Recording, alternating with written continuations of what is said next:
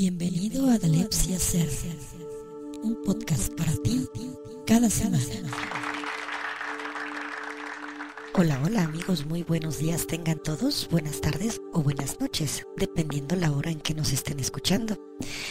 Yo soy nuevamente Cela para compartir con ustedes en esta ocasión un poco sobre la reflexión de las emociones, los estados de ánimo y la percepción. Esto es un factor que nos influye diariamente en nuestra vida y que definitivamente nos dan una visualización de algo que puede ser o que no puede ser. Empecemos pues entonces diciendo que entre los factores que más alteran nuestra percepción están definitivamente las emociones y los estados de ánimo. Lo primero que necesitamos hacer es diferenciar lo que es una emoción de lo que es un estado de ánimo. En nuestros podcasts anteriores hemos hablado mucho de emociones y poco de los estados de ánimo. Por lo tanto, en esta ocasión vamos a explicar rápida y brevemente los detalles de estos dos. Una emoción es un fenómeno físico en el que se produce una serie de cambios fisiológicos que afectan a nuestras hormonas, músculos y vísceras en general. Estos cambios tienen una duración limitada de tiempo. Así, por ejemplo, una vez que un pensamiento angustioso o un insulto han pasado, la reacción emocional que han desencadenado poco a poco va remitiendo hasta que volvemos al estado en el que nos encontrábamos antes de ese pensamiento o antes de que el insulto se produjera. Un estado de ánimo es algo mucho más prolongado en el tiempo. Puede durar días, meses o inclusive años. Se puede decir que tenemos emociones y vivimos en estados de ánimo. Hay estados de ánimo que aportan muchas ventajas competitivas y otros que son muy disfuncionales.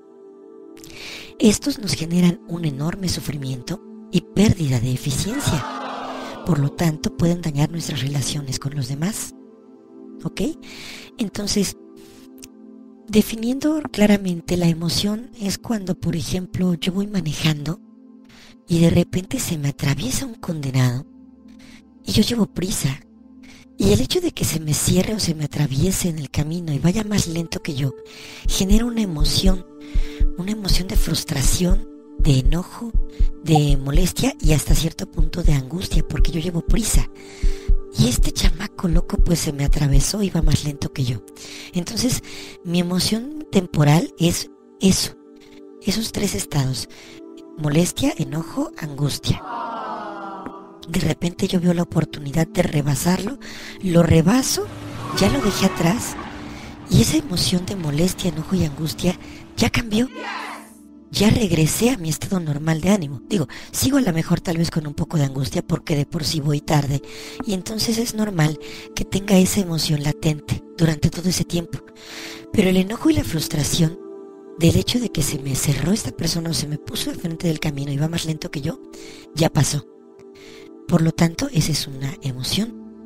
Mi estado de ánimo en ese momento, y tal vez desde que salí de casa, es un estado de ánimo de angustia.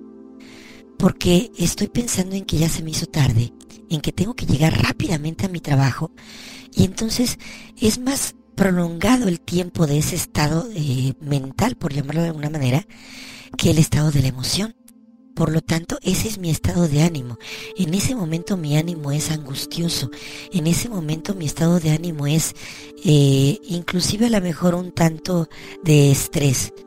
Mi estado de ánimo está estresado, es estresante. ¿Vale?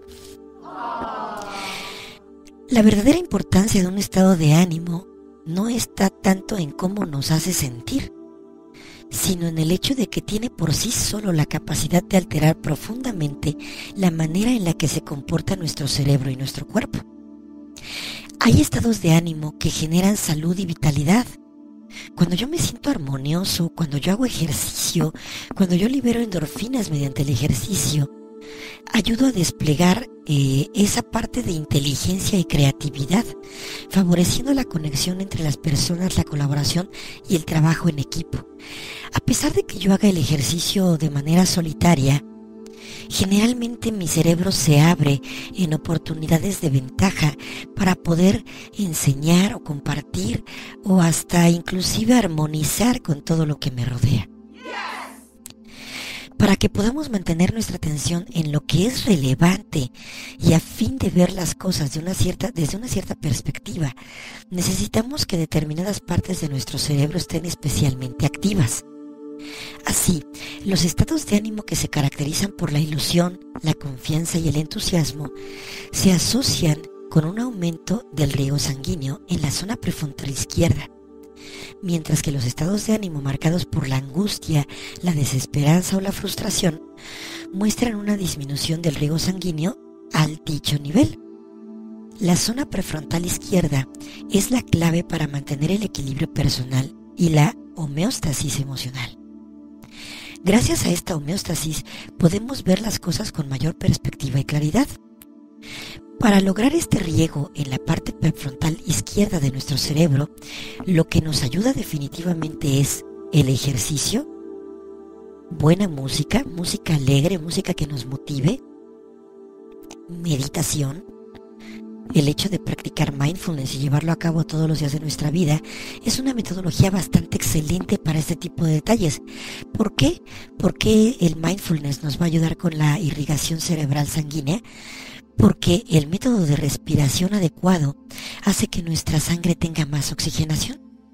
Entonces, todo esto nos va a ayudar siempre a generar este nuevo estado de ánimo.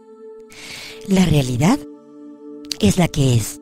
Sin embargo, en función de nuestra capacidad de mantenernos equilibrados, podemos estar viviendo en un espacio de la realidad o en otro, sin saber que tenemos la opción de elegir. Esto es un tanto complicado, sin embargo es muy llevadero cuando ya tenemos un poco más de ejercicio en nosotros mismos, eso que nuestros antiguos maestros llamaban la autoconciencia o el despertar de la conciencia. Imaginemos, por ejemplo, una casa con distintas habitaciones, en las cuales están teniendo lugar eventos distintos. En una habitación hay 3 personas que se están peleando. En otra habitación hay 6 personas que están diseñando un proyecto que puede traerles una gran prosperidad. Y en la tercera habitación hay una biblioteca maravillosa y una puerta que da a un jardín hermoso. La realidad estaría presentada o representada por el conjunto de la casa, en la que todo está sucediendo de una manera simultánea. Lo que ocurre es que los que están en una habitación determinada no saben que existen otras habitaciones en las que podrían elegir estar. Los que están peleando seguramente no saben que existe la habitación en donde se están creando cosas maravillosas. Y los que están peleando y los que están creando cosas no saben que existe una habitación en donde pueden aprender mucho con la lectura y con un paisaje realmente precioso. Así entonces nuestros estados de ánimo nos introducen, sin nosotros darnos cuenta, en una o en otra de estas habitaciones. De tal manera, la persona que está habitualmente malhumorada se verá con frecuencia en la habitación donde hay gente que pelea. La persona que se siente ilusionada y confiada se verá siempre hablando con personas y teniendo encuentros que generan abundancia y prosperidad mediante nuevos proyectos. La persona que se busca a sí misma se verá siempre en la biblioteca estudiando libros y buscando inspiraciones en diferentes autores, observando el horizonte y la ventana con ese paisaje hermoso.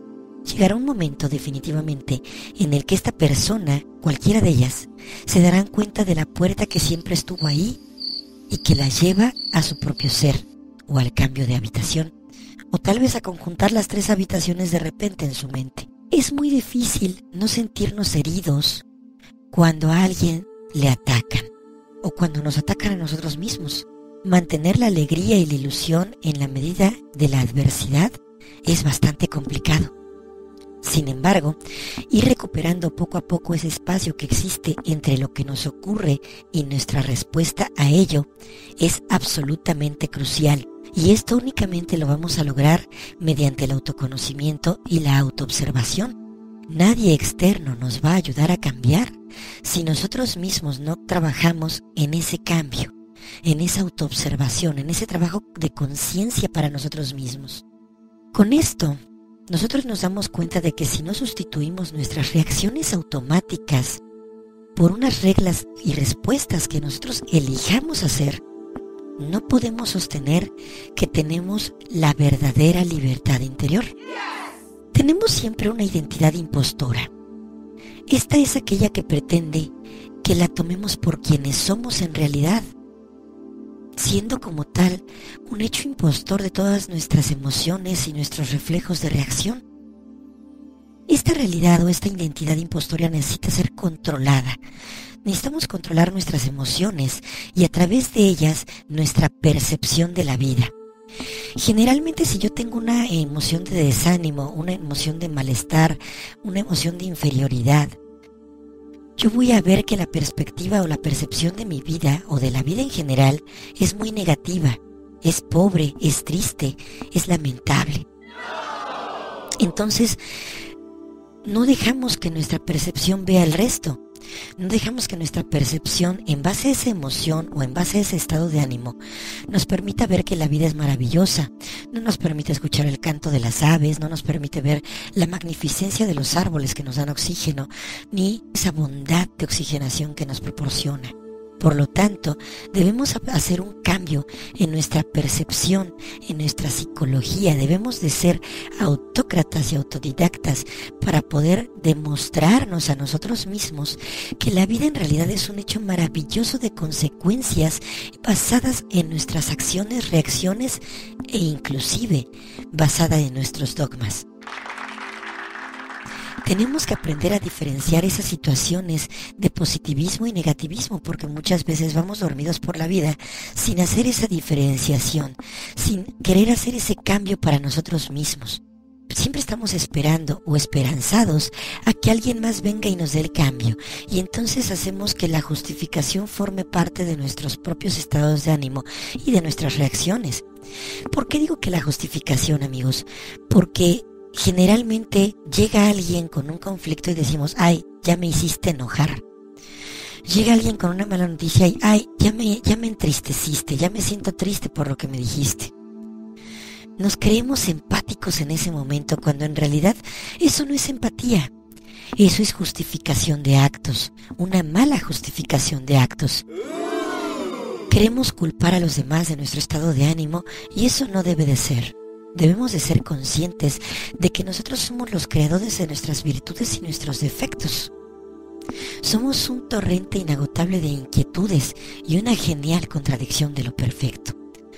Por lo tanto, les invitamos a profundizar en cada uno de sus sentimientos y sus reacciones para ver si éstas les llevan al lado positivo o al lado negativo. Recuerden que no existe el bien y el mal, sino las cosas que funcionan y las cosas que no funcionan. Entonces, hagamos que nuestra metodología de pensamiento y reacción nos lleven más a las cosas funcionales, a las cosas productivas, a las cosas armoniosas y bien relacionadas con una metodología de vida que nos permita llegar a encontrar una estabilidad que nos dé felicidad. Y esto visto desde nuestro propio enfoque. Así que vamos adelante, vamos con todo el ímpetu del mundo para hacer nuestro propio análisis y nuestros propios cambios. No dejemos en este caso que todo aquello externo o interno nos esté dando esas puertas de percepción negativa. Hagamos nosotros mismos una percepción positiva en la cual tengamos el ánimo y la buena visión de la vida para poder crear y armonizar con todo lo que nos rodea. En Dalepsia nos preocupamos mucho porque su ser, sus personalidades, sean efectivamente cambiantes y lleven a este positivismo creativo. El estar bien y el tener buena percepción de la vida nos forma una ventaja ante el éxito. Así que les invitamos nosotros en Dalepsia al cambio. Si gustan más información, si desean un poco de ayuda sobre cómo realizar y generar este tipo de cambios, no duden en escribirnos. Háganlo ahora a nuestro nuevo correo electrónico que es informacion@dalepsia.com. No olviden seguirnos en nuestras redes sociales, Twitter, Instagram, Facebook. Ahí estamos abiertos, mandamos consejos, ponemos memes, hacemos una que otra variante en la relación de todo lo que es la alepsia para que ustedes tengan un poco más de información. Mediante nuestras redes sociales también nos pueden contactar enviando mensajes privados o haciendo preguntas, cuestionando detalles y motivos.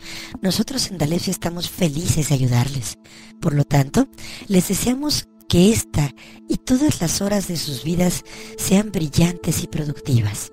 Nos escucharemos en nuestro próximo podcast para poder seguir con este cambio a la mejora personal y a nuestra mejora de vida. Felices días. Su amiga Cela se despide de ustedes, deseándoles lo más maravilloso del universo. Hasta la próxima. Este fue un podcast más de Dalepsia Ser. Esperemos lo hayan disfrutado.